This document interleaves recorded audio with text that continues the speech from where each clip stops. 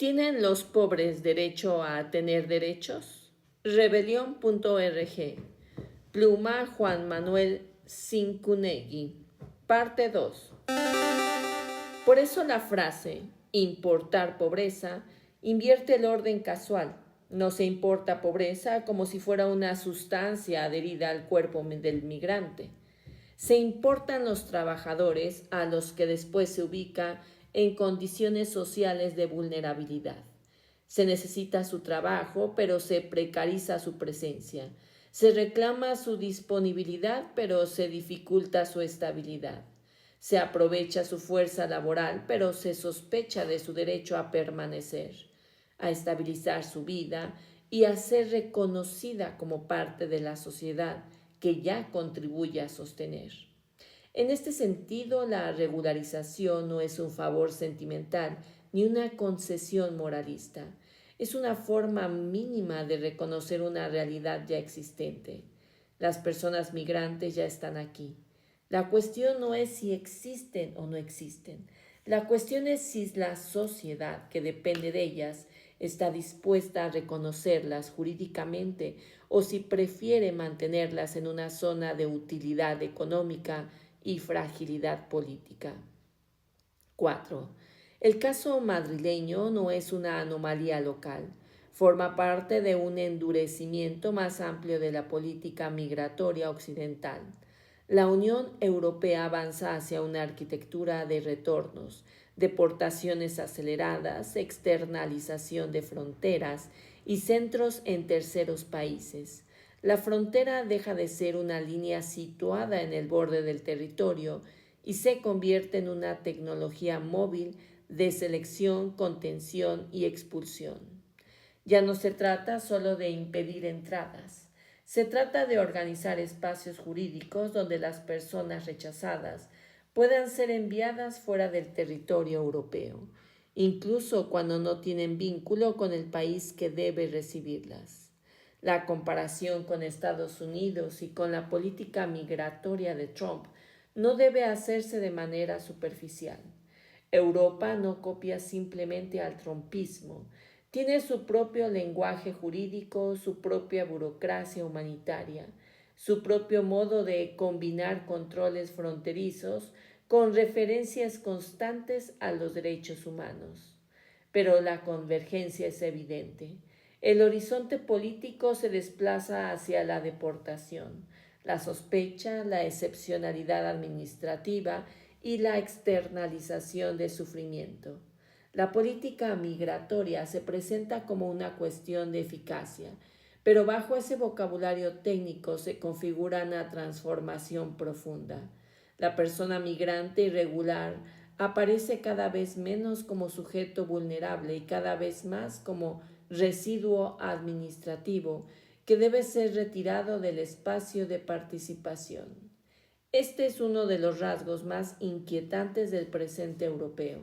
Los derechos humanos no desaparecen del discurso.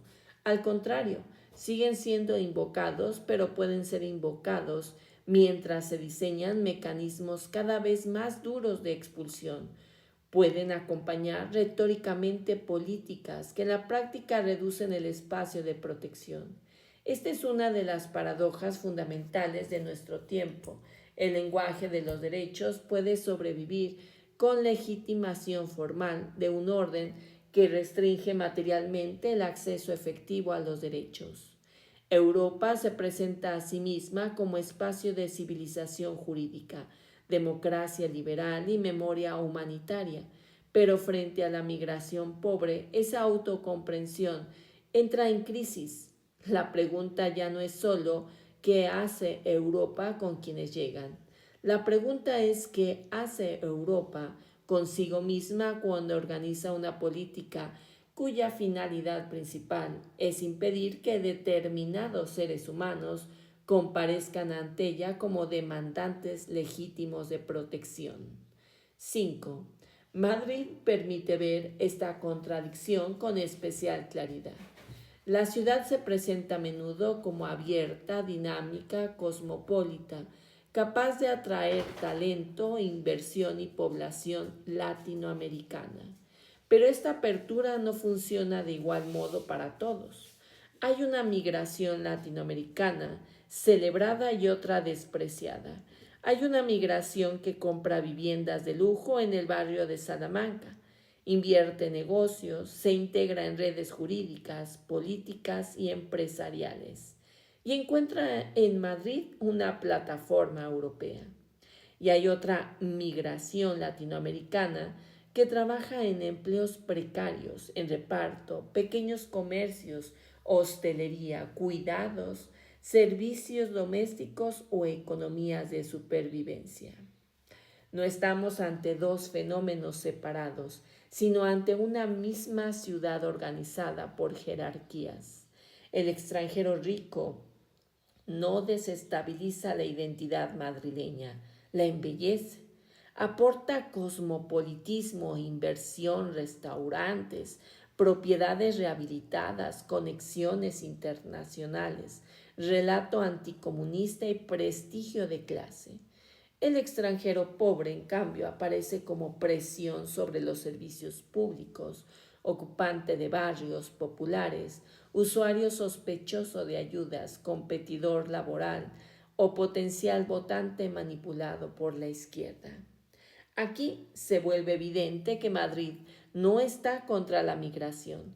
Madrid selecciona la migración que desea, recibe con entusiasmo al capital latinoamericano y problematiza al trabajador latinoamericano pobre.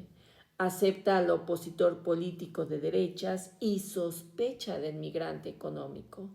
Celebra al extranjero que confirma su relato ideológico y cuestiona al extranjero que hace visible la precariedad material sobre la que se sostiene una parte de la ciudad. El caso latinoamericano es especialmente revelador, porque desarma el argumento culturalista.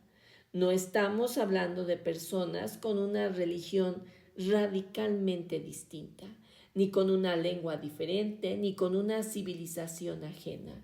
Hablamos de migrantes que muchas veces comparten idioma, matriz católica, historia colonial y referencias culturales. Sin embargo, también allí opera la distinción entre los deseables y los indeseables. Lo decisivo no es solo la cultura compartida, lo decisivo es el lugar que cada uno ocupa en la estructura de clase, en el mercado laboral, en el régimen de la ciudadanía y en la guerra simbólica de la derecha. Por eso el discurso de Ayuso contra la pobreza importada debe leerse junto al Madrid, que acoge fortunas, propietarios e inversores. La pobreza parece peligrosa cuando pide derechos. El capital extranjero, en cambio, aparece como libertad. Este mismo mecanismo ayuda a entender, por otro lado, una afinidad que a primera vista podría parecer extraña: la convergencia entre el catolicismo identitario europeo y ciertas formas del sionismo cristiano, o más exactamente en nuestro contexto de filosionismo civilizatorio de derechas. No se trata en rigor de una adhesión teológica al judaísmo, ni de una preocupación universal por las víctimas. Se trata de la incorporación de Israel como frontera simbólica de Occidente, democracia fortificada, puesto avanzado frente al Islam, aliado geopolítico frente a la izquierda global, emblema de seguridad y Estado armado que no pide perdón por defender sus límites. En esa operación, el sufrimiento palestino queda desplazado al mismo lugar que ocupa el migrante pobre.